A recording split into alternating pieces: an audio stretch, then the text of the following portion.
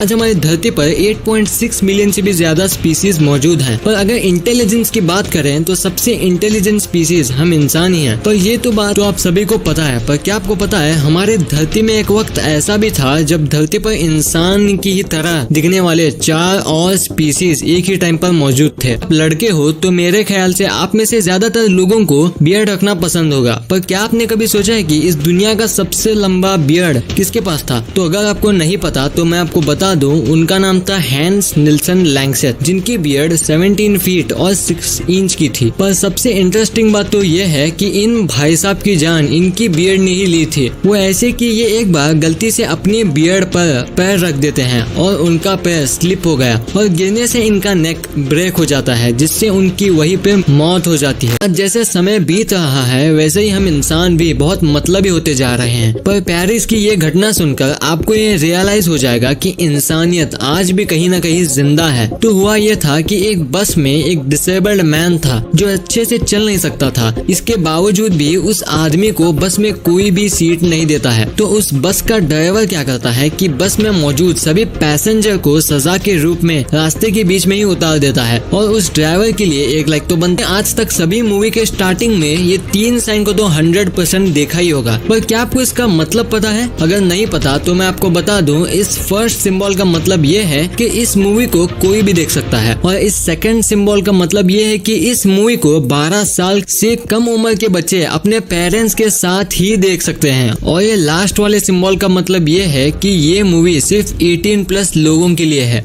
आपने आज तक कई सारे एपिडेमिक के बारे में तो सुना ही होगा, पर क्या आपको पता है कि साल 1518 में एक डांसिंग एपिडेमिक आई थी, जिसमें अगर कोई इंसान इन्फेक्ट हो जाए तो वो तब तक डांस करता था जब तक वो हार्ट अटैक से मर ना जाता। और उस समय इस बीमारी से 400 लोगों की मौत हो गई थी। क्या आपको पता है जापान में ओनागडोरी नाम का एक चिकन मिलता है जिसका टेल यानी कि पूंछ की लेंथ 12 से 37 फीट तक होती है। मतलब उसका पूंछ इक्वल टू 4 इंसान। इस आदमी की 2 इमेज है जो आप अपने स्क्रीन पर देख रहे हो, वो 2 अलग अलग वक्त में ली गई थी। पर क्या आप गेस कर सकते हो कि इन दोनों पिक्चर के बीच एज डिफरेंस कितना है? वेल, अभी आपका जवाब क्या होगा? 20 to 30 है, राइट? पर आप बिल्कुल गलत हो। इस इंसान के ये 2 इमेज के डिफरेंस सिर्फ 4 साल के हैं और इसके फेस में इतने चेंजेस इसलिए हैं क्योंकि इन 4 साल के दौरान इसके कंट्री ने वॉर फेस किया था। मतलब वॉर ना सिर्फ इकोनॉमी में बल्कि हमारी बॉडी को भी उतना ही इफेक्ट करता है। आपने अपने बचपन में रॉक पेपर सीजर नाम का गेम तो खेला ही होगा,